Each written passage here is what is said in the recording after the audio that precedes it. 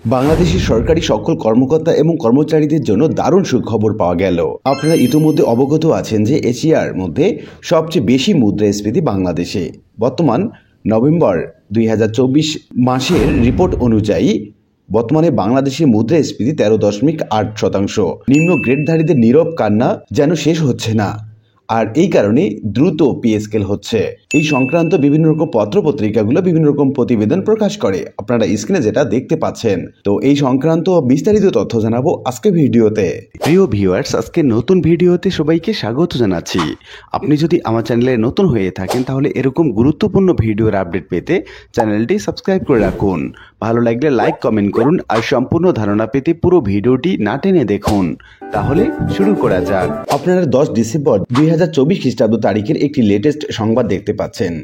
মুদ্রাস্ফীতির চাপ সামলাতে কর্মীদের বেতন বাড়ানোর ঘোষণা দিয়েছে সিটি ব্যাংক, এবং সব কর্মীর বেতন বাড়বে ন্যূনতম 10,000 টাকা পর্যন্ত।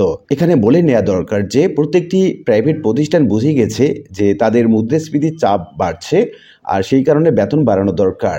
আর এখন সরকারের সময় এসেছে নবম পে স্কেল ঘোষণা করার। আমরা যদি আরেকটি গতকালের গুরুত্বপূর্ণ সংবাদ দেখি, সংবাদে বলা হচ্ছে পোশাক শ্রমিকের বাৎসরিক বেতন বৃদ্ধি হবে 9%। তাদের 18 দফা পর্যন্ত মেনে নেওয়া হয়েছে সরকারি এবং মালিক পক্ষ থেকে।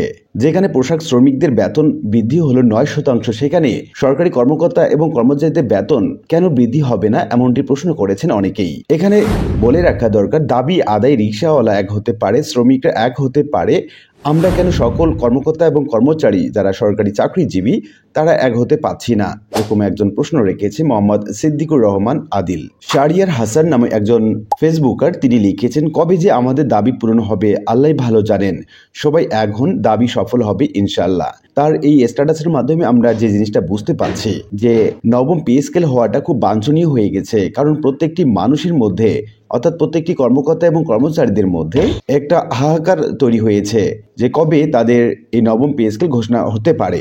এখানে আরেকটি প্রস্তাব করা হয়েছে, দফা যতই বাড়বে ততই দাবি আদায়ের সম্ভাবনা কমতে থাকবে।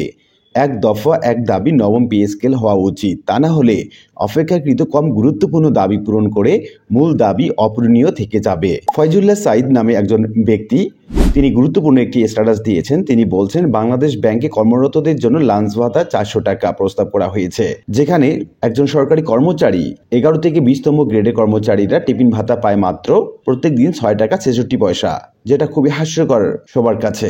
এমডি সিদ্দিকুর রহমান আদিল আরেকটি স্ট্যাটাস দিয়েছেন। তিনি বলছেন, আমরা রাষ্ট্রের কেমন কর্মকর্তা কর্মচারী যে আমাদের পক্ষে একটি দাবি আদায় করা সম্ভব হচ্ছে না কেন, আমরা এখনো দাবার গুটি হয়ে আছি। রশিদ আহমেদ নামে একজন ব্যক্তি, তিনি গুরুত্বপূর্ণ একটি স্ট্যাটাস দিয়েছেন। তিনি বলছেন, সবাই পে স্কেল প্রত্যাশী, দাবির পক্ষে সকল কর্মচারী সমর্থনও আছে, কিন্তু দাবিটি আদায় করতে হলে পরিপক্ক নেতৃত্বের প্রয়োজন, যা সরাসরি এখনো দৃশ্যমান হয়নি। ভাবটা যেন এমন, পেটে ক্ষুধা মুখে লাজ, মাঝিবিহীন নৌকা মাঝ দরিয়াতেই ডুবে যায়। মাহফুজ আর রহমান নাইম নামে একজন ব্যক্তি, তিনি খুব সুন্দর একটি স্ট্যাটাস দিয়েছেন। তিনি বলছেন, একই সরকারের একই গ্রেডে চাকরি করে একজনের বেসিক 16,000 টাকা, আরেকজনের 39,000। একজনের মাসিক টিফিন ভাতা 200 টাকা, আরেকজনের দৈনিক ভাতা 400 টাকা। একজনের মাসিক বেতন 15,500 টাকা, আরেকজনের শুধু গাড়ি মেইনটেন্স খরচ 50,000 টাকা।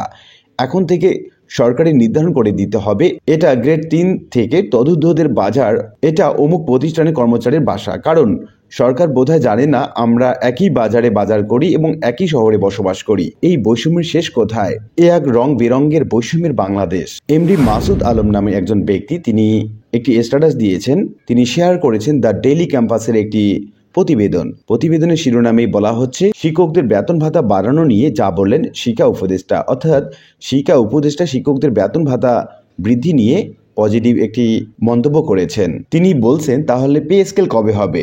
আসলে শিক্ষক বা সরকারি কর্মকর্তা কর্মচারীদের বেতন বৃদ্ধি হবে এমনটা আমরা অনেকবার শুনে এসেছি, অনেক মন্ত্রী এমপিরাও বলেছেন, কিন্তু কাজের কাজ কোনোটি হয়নি। এখন আমরা অপেক্ষা থাকবো এই নবম পে স্কেল কিংবা শিক্ষকদের বেতন ভাতা বৃদ্ধি কবে হবে। কৃষ্ণ মৃধা বলেছেন, বাজার দর বিবেচনায় 2 থেকে 3 গুণ বেতন বৃদ্ধি চায় সরকারি কর্মচারীরা। হাসান তারিক, তিনি লিখেছেন, সবার জন্য এক স্মারকলিপি, এক দফা এক দাবি নবম পে স্কেলের নিমিত্তে দ্রুত একটি পে কমিশন গঠন, স্মারকলিপির বন্যায় ভেসে যাক অষ্টম পে স্কেলের অন্যায়। সবাই পোস্ট অফিসে বা ডিসি অফিসের মাধ্যমে স্মারকলিপি পাঠান। আমাকে মেসেজ দিলে আপনার জেলা ভিত্তিক স্মারকলিপি পাঠিয়ে দেব। আপনার নাম পরিচয় সর্বদা গোপন থাকবে, এমনটি লিখেছেন হাসান তারিক। তিনি খুব সুন্দর একটি গঠনমূলক স্ট্যাটাস দিয়েছেন। জাহাঙ্গীর আলম তিনি লিখেছেন, আল্লাহ নবম পে স্কেলের ব্যবস্থা করে দিন, আমিন। তো এরকম প্রত্যেকটি ব্যক্তির মধ্যে একটা হাহাকার দেখতে পাচ্ছি যে কবে নবম পে স্কেল হবে, কবে তাদের বেতন বৃদ্ধি হবে। কারণ বর্তমান বাজার মূল্যের সাথে কোনোভাবেই সরকারি কর্মকর্তা কর্মচারীরা সহনীয় পর্যায়ে থাকতে পারছে না। তো এভাবে আমরা খবরের পরতে পরতে দেখতে পাবো প্রত্যেকটি মানুষের মধ্যে হাহাকার দেখতে পাচ্ছি আমরা যে নবম পে স্কেল কবে হবে এবং নবম পে স্কেল চাই, নবম পে কমিশন গঠন চাই, এরকম বিভিন্ন রকম স্ট্যাটাস। আর এটা তৈরি হয়েছে মূলত বর্তমান বাজার মূল্যের সাথে সরকারি কর্মকর্তা এবং কর্মচারীরা কোনোভাবেই মিশতে পারছে না। এখন প্রত্যেকটি কর্মকর্তা এবং কর্মচারী বর্তমান সরকারের ভরসায় আছেন যে এই সরকার অন্তত নবম পে স্কেল কিংবা নবম পে কমিশন গঠন করবে এবং তাদের মুখে হাসি ফোটাবে। আশা করি বিষয়টি বুঝতে পেরেছেন। আর আজকের ভিডিওটি এ পর্যন্তই। আশা করি ভিডিওটি আপনাদের ভালো লেগেছে। ভিডিওটি ভালো লাগলে লাইক কমেন্ট করতে ভুলবেন না। দেখা হবে অন্য কোনো ভিডিওতে। সে পর্যন্ত সবাই ভালো থাকবেন। ধন্যবাদ।